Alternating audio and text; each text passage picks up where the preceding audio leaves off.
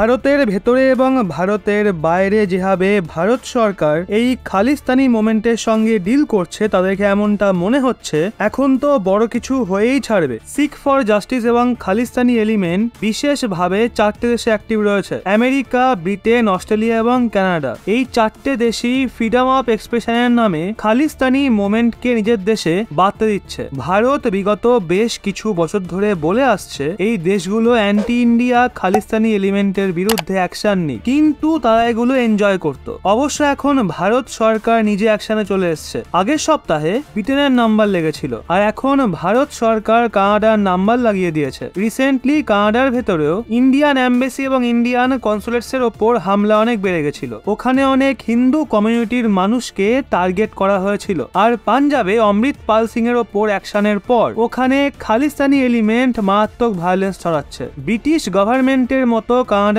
গভর্নমেন্টও ভারতের এম্বাসি এবং ভারতের কনসুলেটস এর সেফটিকে এনশিওর করতে পুরোপুরি ব্যর্থ প্রমাণিত হয়েছে। এক্ষেত্রে ভারত কানাডার অ্যাম্বাসেডারের ক্লাস নিয়েছে। রেফারেন্স হিসেবে আপনাদের স্ক্রিনে দেওয়া আর্টিকেলের স্ক্রিনশটটা দেখুন, যা অনুযায়ী খালিস্তানি এলিমেন্টের জন্য ভারত সরকার কানাডার হাই কমিশনারকে তলব করেছে। খবর বেরিয়ে আসছে রিসেন্টলি কানাডার এনভয়কে তলব করা হয়েছিল। ভারত কানাডার কাছে এই বিষয়টার এক্সপ্লেনেশন চেয়েছে। কানাডিয়ান পুলিশ থাকা সত্ত্বেও ভারতের এম্বাসি এবং ভারতের কনসুলেটস এর সিকিউরিটি কিভাবে ব্রিজ হলো, পুলিশের উপস্থিতিতে খালিস্তানি এলিমেন্টদের ভারতের এম্বাসি এবং কনসুলেটস পর্যন্ত কিভাবে যেতে দেওয়া হলো। ভারত কানাডার এনভয়কে বলেছে ইন্ডিয়ান মিশনের ওপর হওয়া হামলায় যেই সমস্ত মানুষরা চিহ্নিত হয়েছে তাদের গ্রেপ্তার করে পদক্ষেপ নেওয়া হোক। এরই সাথে ভারত কানাডাকে এটাও সংকেত দিয়েছে যদি কানাডা চায় ভারতের ডিপ্লোমেট কানাডার ভেতরে তাদের নর্মাল ডিপ্লোমেটিক অব্লিগেশনকে পূরণ করে, তো কানাডার গভর্নমেন্টকে তাদের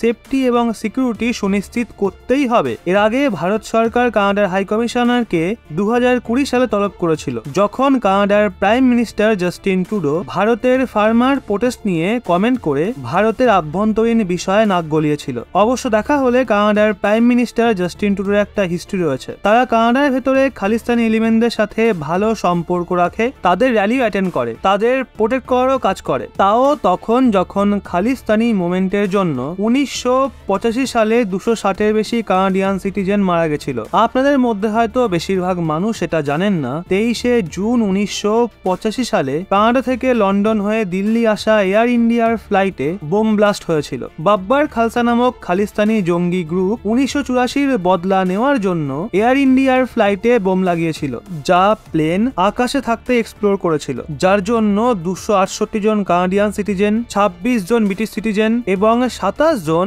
ইন্ডিয়ান সিটিজেনের প্রাণ গেছিল। ক্রিউকে নিয়ে 329 জন মারা গেছিল। ওই সময়ও সবচেয়ে বেশি লোকসান কানাডিয়ান সিটিজেনেরই হয়েছিল। এটাই হয় যখন কঠোরপন্থী শক্তি আউট অফ কন্ট্রোল হয়ে যায়। এম্বাসি এবং কনসুলেটস এর ওপর এই ছোট ছোট হামলা কখন যে একটা বোম ব্লাস্ট, ফায়ারিং বা হাইজ্যাকিং এর রূপ নিয়ে নেবে বোঝাও যাবে না। আমেরিকা, ব্রিটেন, অস্ট্রেলিয়া, কানাডা এই দেশগুলোই কথাটা যেন বুঝতেই পারছে না। শেষ সপ্তাহে যখন ভারত ব্রিটেনের অ্যাম্বাসেডারকে তলব করেছিল, তার দুদিন পরেই নিউ দিল্লিতে অবস্থিত ব্রিটিশ হাই কমিশনের বাইরে সিকিউরিটি সরিয়ে দেওয়া হয়েছিল, সমস্ত ব্যারিকেড সরিয়ে দেওয়া হয়েছিল। এমনকি হাই কমিশনের বাইরে পাবলিক টয়লেট বানানোর জন্য মনস্থির করে নেওয়া হয়। সেক্ষেত্রে যদি কানাডার সরকার খালিস্তানি সমর্থকদের বিরুদ্ধে অ্যাকশন না নেয়, তাহলে কি কানাডার সঙ্গেও একই কাজ করা উচিত? আপনার কি মতামত এই বিষয়ে কমেন্টে অবশ্যই জানান।